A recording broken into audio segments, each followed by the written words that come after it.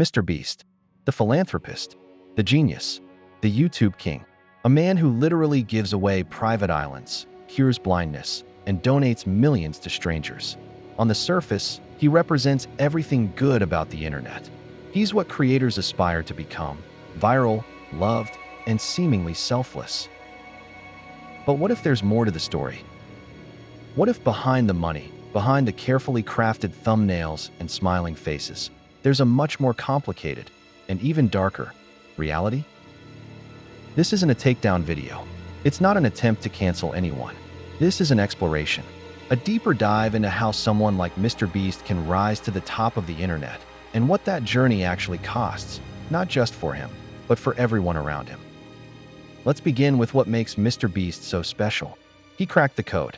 He studied the algorithm obsessively, analyzing what works and what doesn't. It took him years. In interviews, he talks about how he watched thousands of hours of YouTube, ran dozens of channels, and failed repeatedly before figuring it out. What he discovered was simple but powerful: high stakes plus emotional storytelling equals views. So he scaled that formula.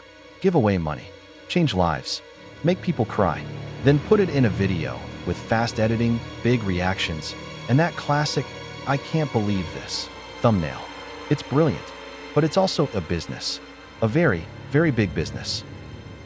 Because here's the thing. For every $100,000 he gives away in a video, he might make several times more in return through views, sponsorships, and merch. It's not evil. It's smart.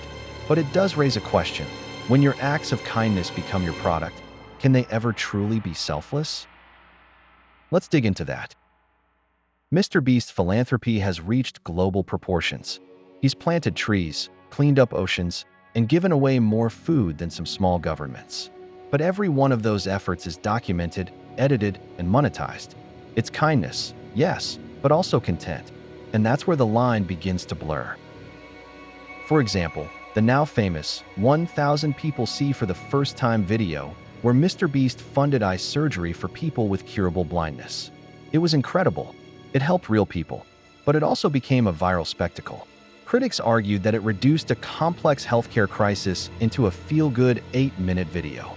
It made people cry, but it didn't fix the broken systems that create these problems in the first place.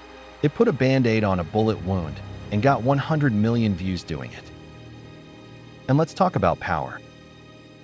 Because make no mistake, MrBeast holds a lot of power. In the YouTube ecosystem, he's not just a creator. He's a kingmaker.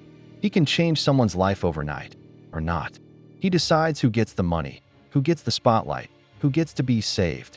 And that power dynamic is rarely questioned. Think about this. Would you act differently if you knew MrBeast might show up one day and give you $100,000? Would you change your behavior, your content, even your relationships for a shot at his attention? That's influence, and it's worth reflecting on. Now let's go behind the scenes to the MrBeast content machine. This isn't a one-man show anymore. It's a full-blown media empire. He has dozens of full-time employees, a massive warehouse studio, production teams, writing staff, and multiple spin-off channels. And with that scale comes something darker: pressure. Former employees have spoken up about unrealistic expectations, toxic work environments, and extreme stress. Some said they were expected to be available 24/7.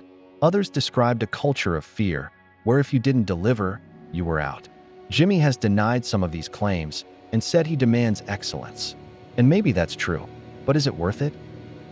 At what point does chasing virality turn into exploitation of workers, of audiences, even of those receiving help? And let's not forget how this type of content changes our view of generosity.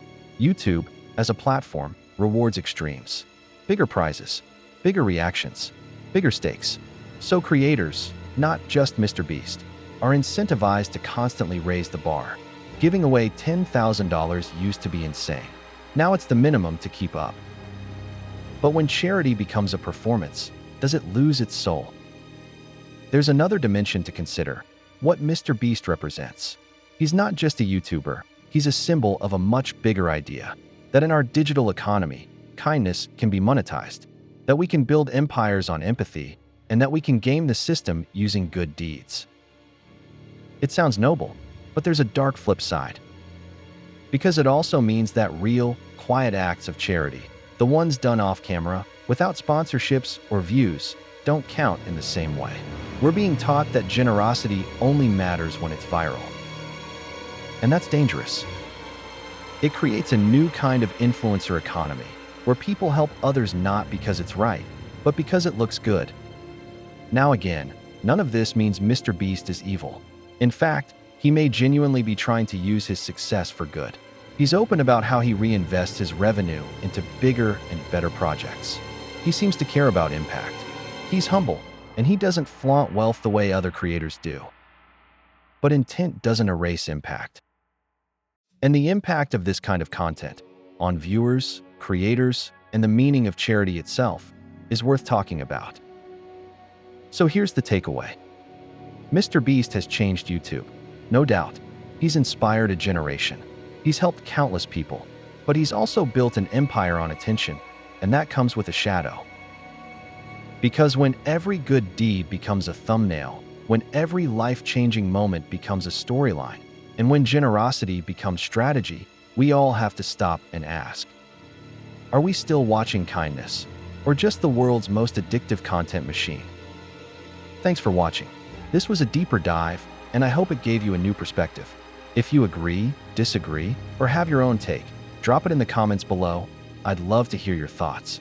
And if you found this video interesting, give it a like, subscribe, and share it with someone who's also been caught up in the MrBeast phenomenon. Until next time, stay thoughtful, stay curious, and keep questioning the stories we're told.